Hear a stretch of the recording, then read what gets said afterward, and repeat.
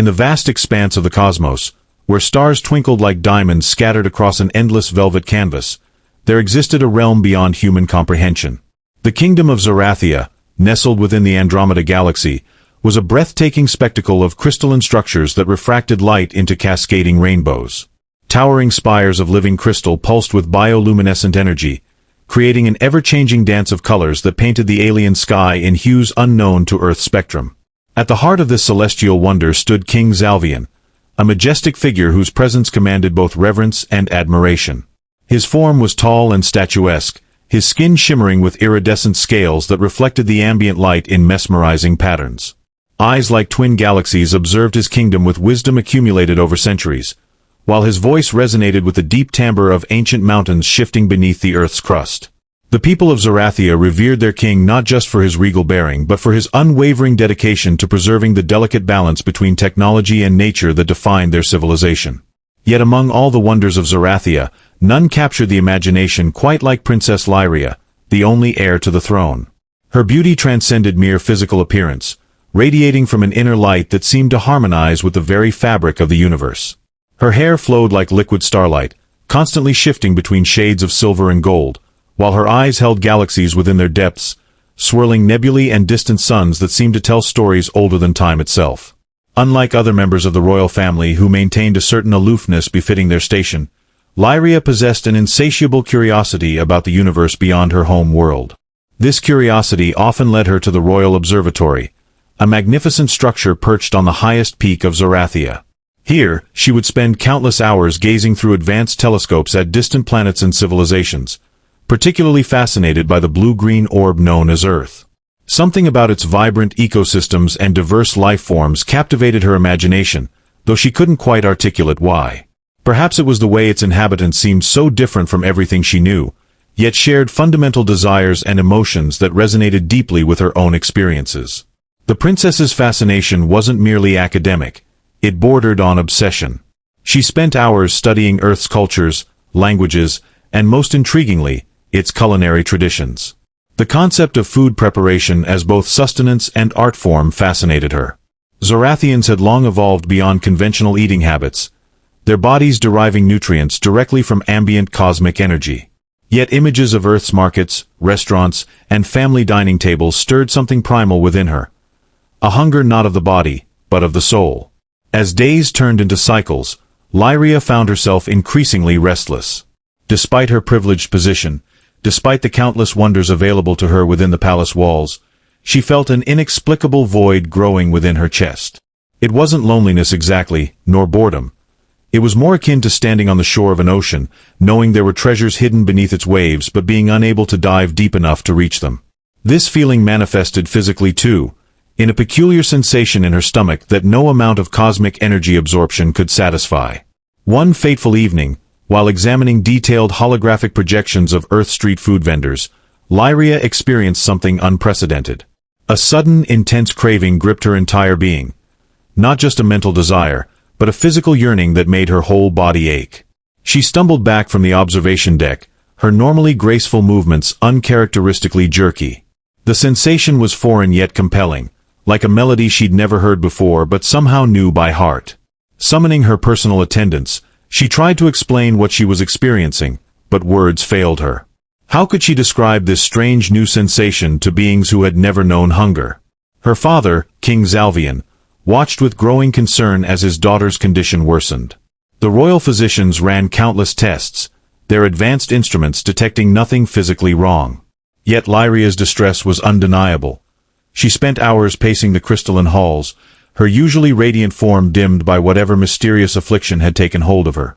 The situation reached a critical point during the annual Festival of Stars, when Lyria collapsed while participating in the traditional cosmic energy absorption ceremony. As she lay trembling on the ceremonial platform, her mind filled with vivid images of Earth's food markets, sizzling meats, steaming dumplings, colorful fruits arranged in perfect pyramids. The vision was so real she could almost taste the spices on the air, feel the warmth of freshly baked bread against her fingers. King Zaria, witnessing his daughter's suffering, made a decision that would alter the course of both their lives. He decreed that they must seek help from Earth itself, believing that whatever afflicted his daughter might be cured by exposure to its unique environment. Though such a journey was unprecedented for a member of the royal family, the king understood that desperate times called for extraordinary measures. Little did he know that this decision would set in motion events that would challenge everything they thought they knew about themselves, their world, and the universe beyond. With great care and secrecy, preparations began for the unprecedented journey to Earth. King Zalvian commissioned the construction of a specialized spacecraft designed to maintain Zarathian environmental conditions while allowing for controlled interaction with Earth's atmosphere. The vessel, christened Star Whisperer, was equipped with advanced cloaking technology to prevent detection by Earth's primitive radar systems. Its sleek design incorporated both Zarathian crystalline architecture and subtle elements of Earth's industrial aesthetic, creating a vessel that seemed to belong simultaneously to both worlds. Princess Lyria, though weakened by her mysterious condition, insisted on accompanying her father on this crucial mission.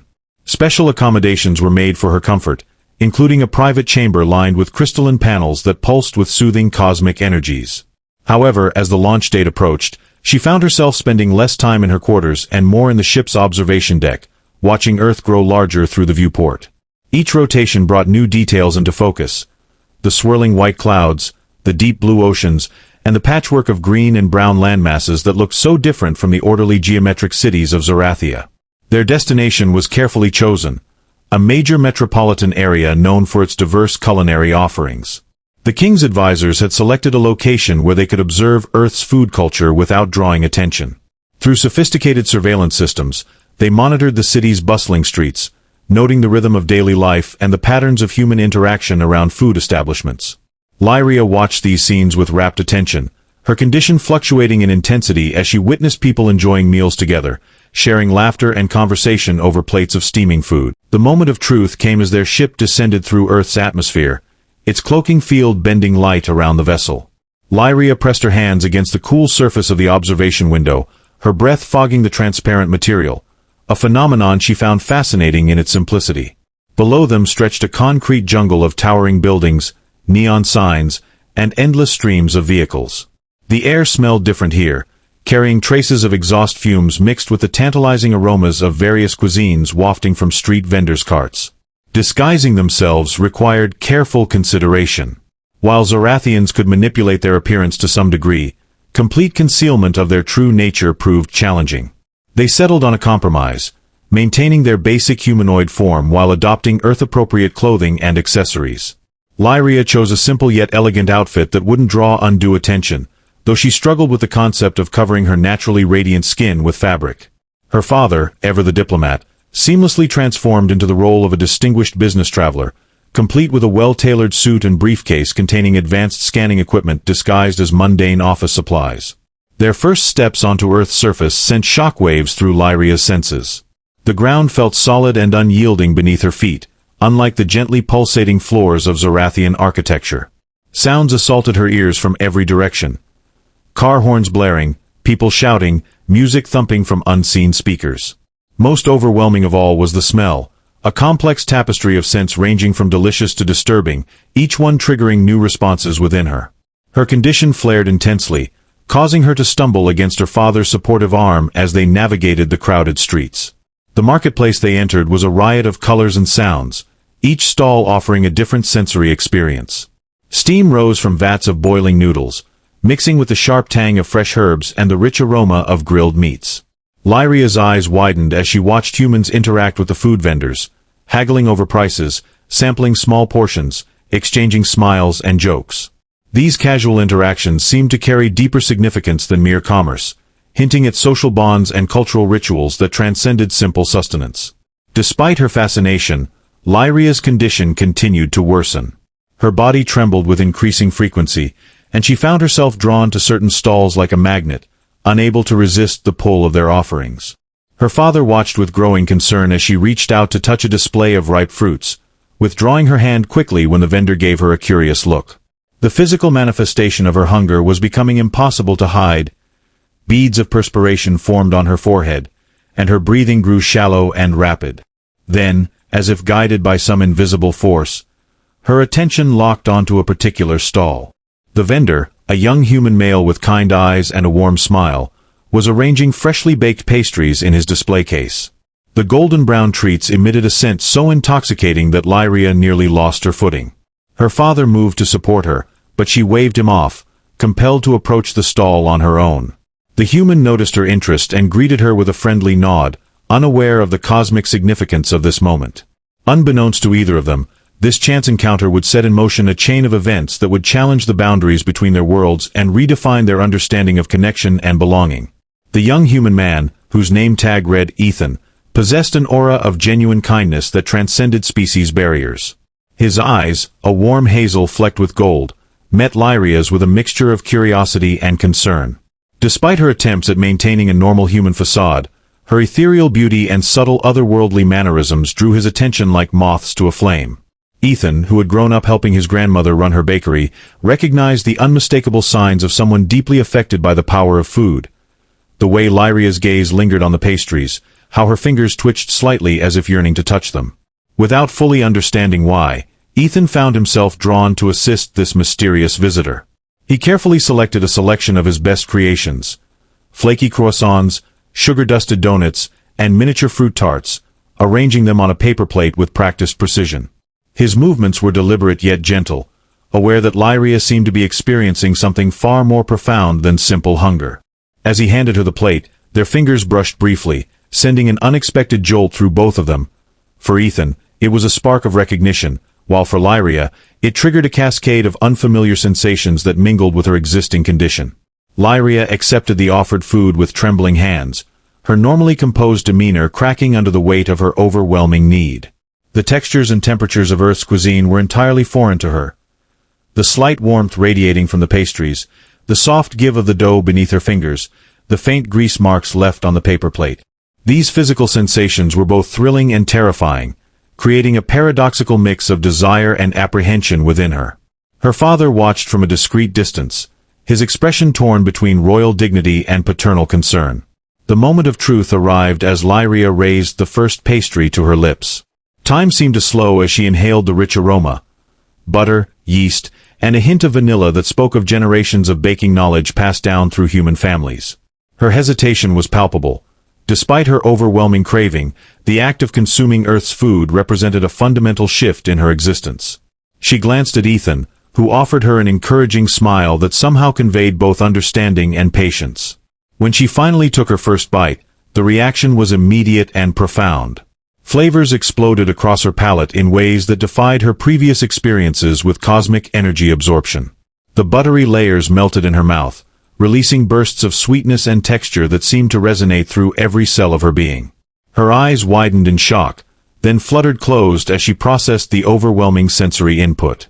The transformation was visible. Her previously pale complexion flushed with color, her iridescent scales shimmering with renewed vitality, and her entire posture straightening as if an invisible weight had been lifted. Ethan watched in awe as the transformation unfolded before his eyes. Though he couldn't possibly comprehend the full scope of what he was witnessing, he instinctively understood that something extraordinary was happening. His bakery had seen many customers over the years, but never one whose reaction to food was so profound, so transformative. He found himself reaching out, placing a steadying hand on the countertop as if to anchor himself against the surreal nature of the moment. The reaction rippled outward, affecting everyone in the vicinity. Market-goers paused mid-step, vendors momentarily forgot their tasks, and even the ambient noise seemed to dim as if the universe itself was holding its breath.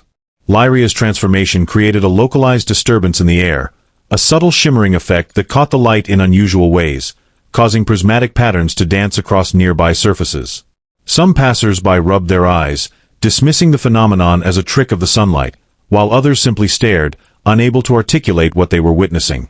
King Zalvian observed the scene with a mixture of pride and trepidation. His daughter's reaction confirmed his suspicions. Her condition was indeed related to Earth's food, but the intensity of her response suggested deeper implications.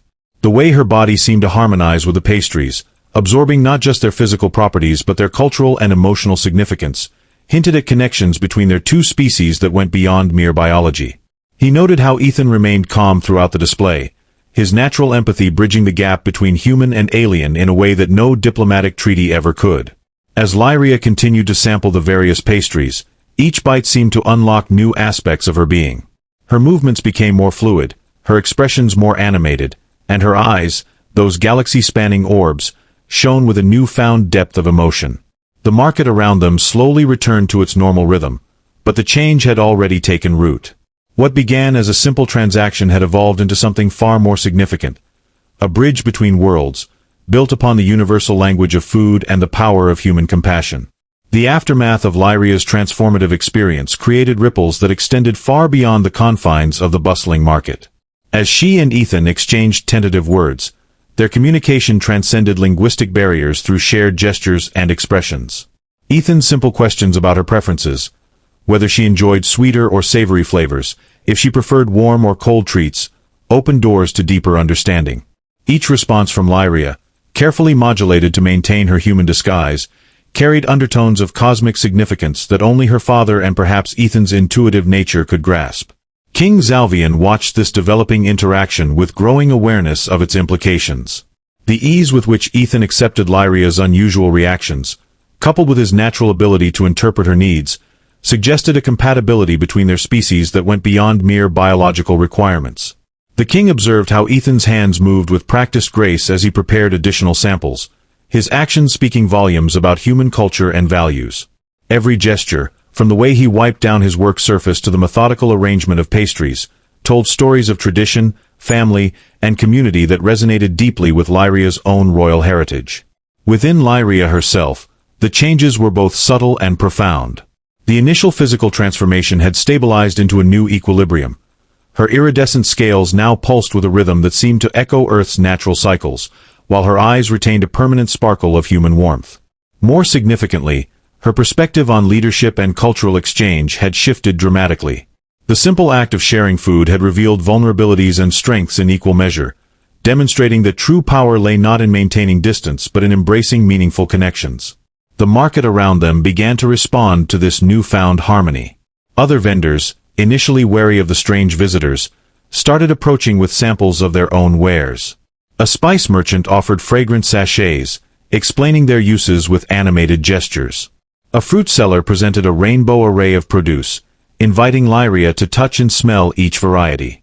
Even children darted closer, drawn by some primal recognition of the special moment unfolding before them. The air thrummed with a collective awareness that something extraordinary was taking place, though few could articulate exactly what it was.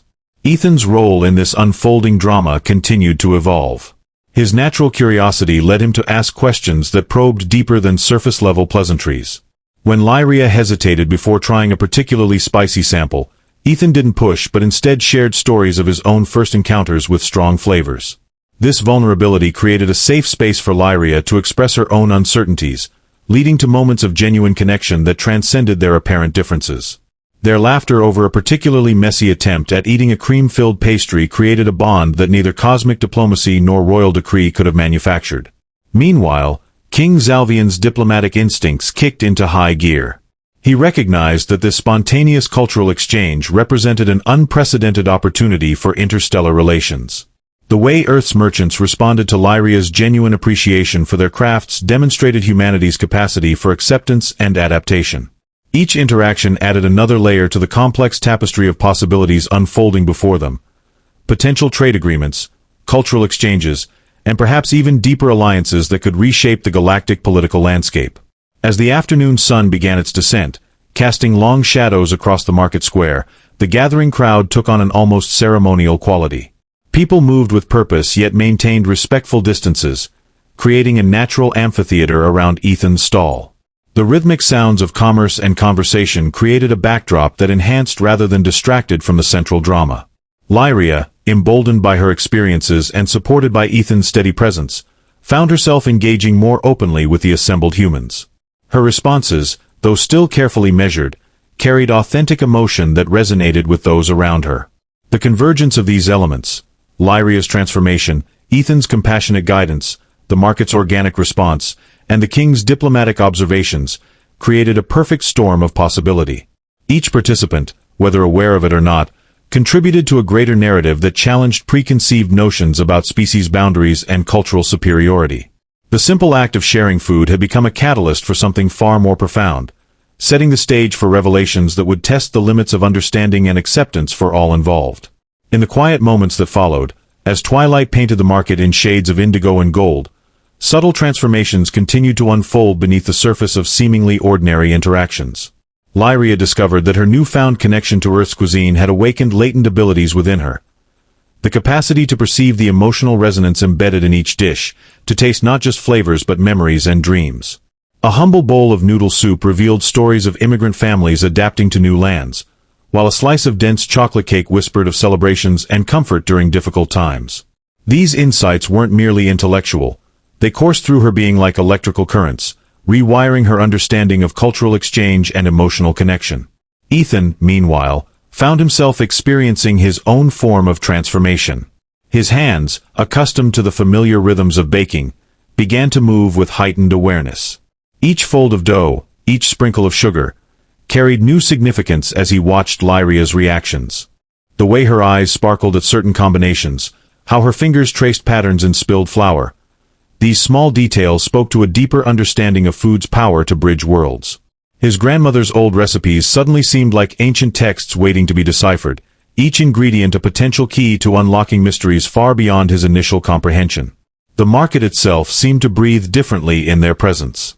Vendors who had initially approached out of curiosity now lingered with genuine interest, their offerings becoming more than mere transactions. A spice merchant demonstrated grinding techniques with theatrical flair, while a vegetable seller arranged produce into intricate patterns that seemed to pulse with meaning.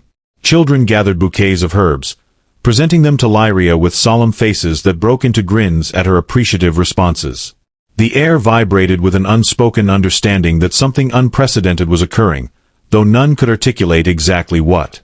King Zalvian observed these developments with growing insight into the complexity of human-alien relations. The way Lyria's presence catalyzed these responses challenged his previous assumptions about diplomatic protocols and cultural exchange. Traditional methods of interstellar negotiation seemed suddenly inadequate compared to the organic evolution happening before his eyes. The king found himself taking notes not just on official procedures but on the subtle nuances of human interaction. The way a shared laugh could break down barriers, how a carefully chosen word could open doors that formal treaties might leave sealed.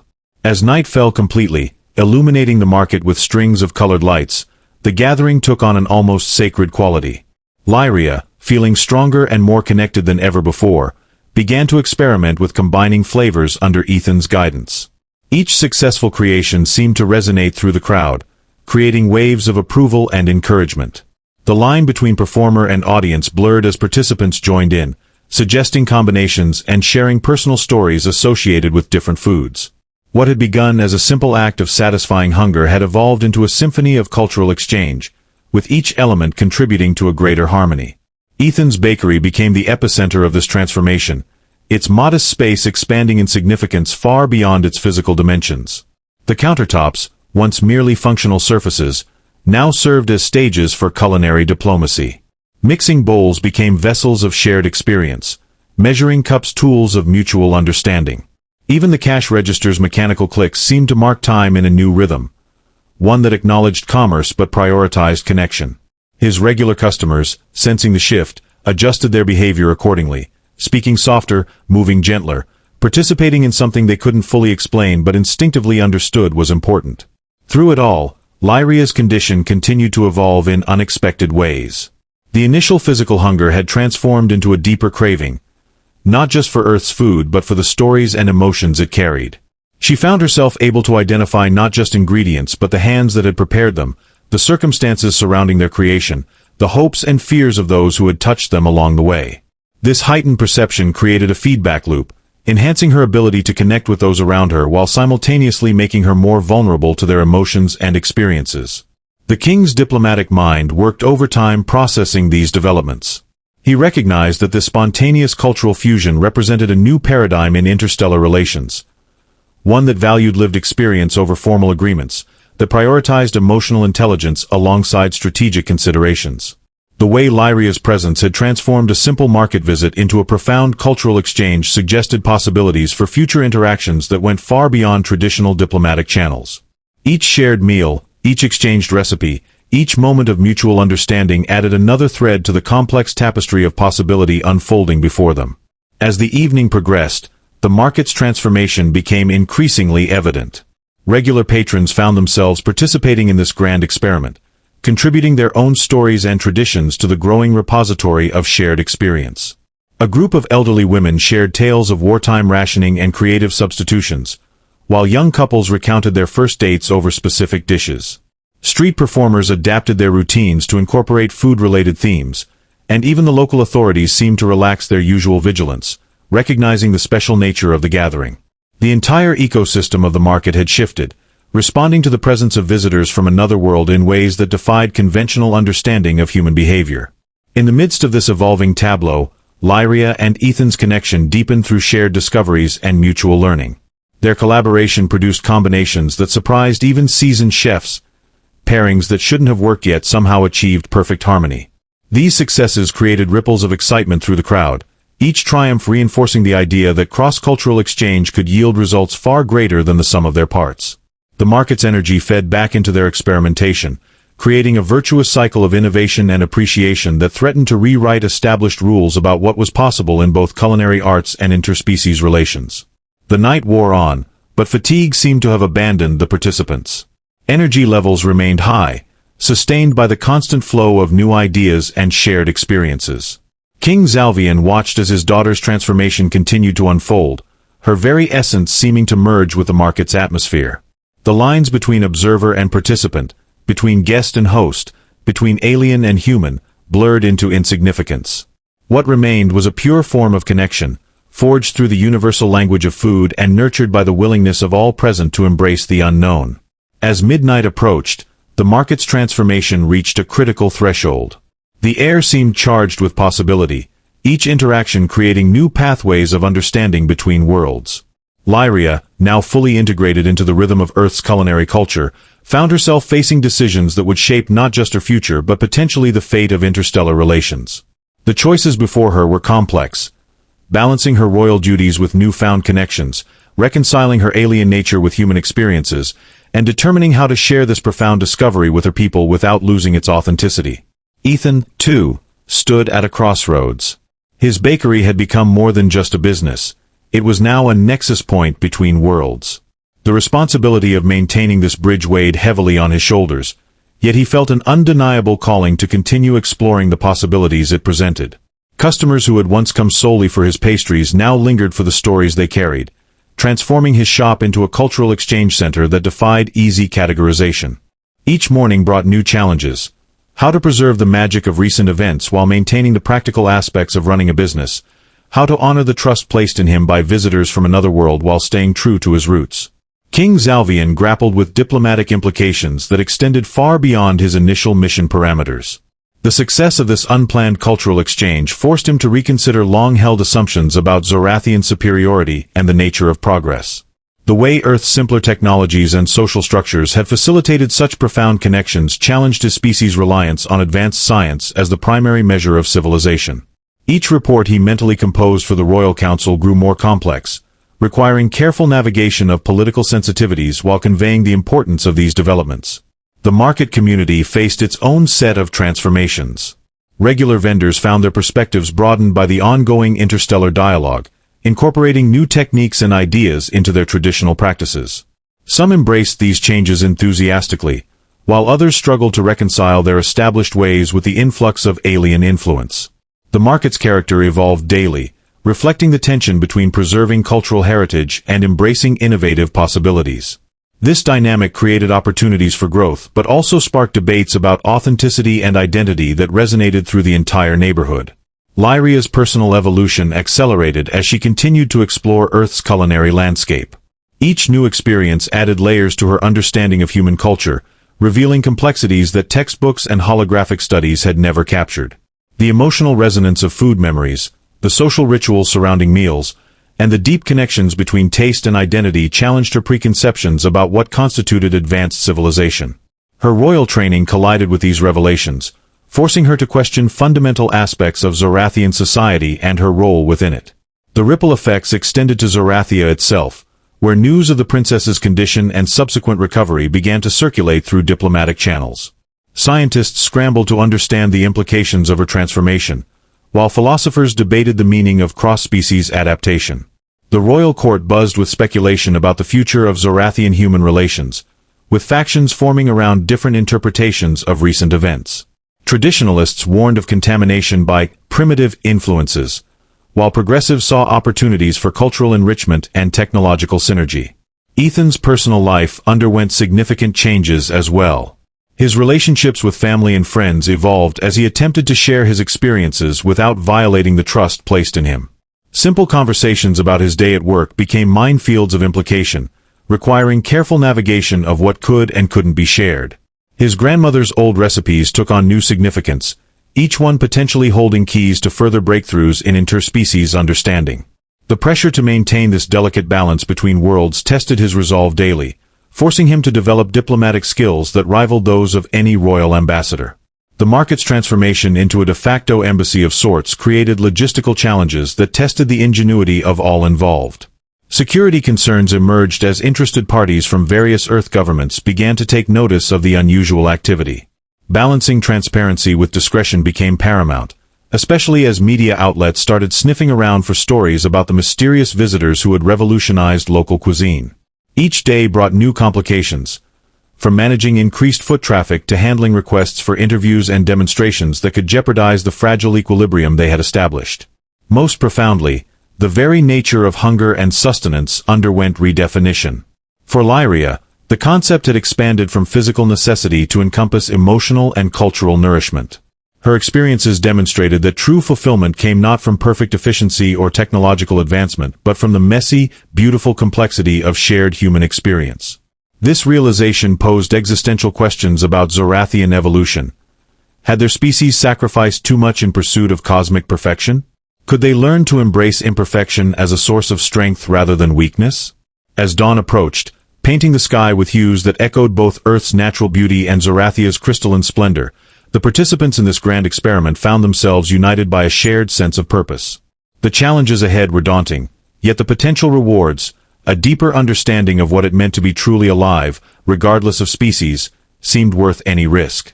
Each decision point represented not just a choice between options but a step toward defining the future of interstellar relations and the nature of existence itself.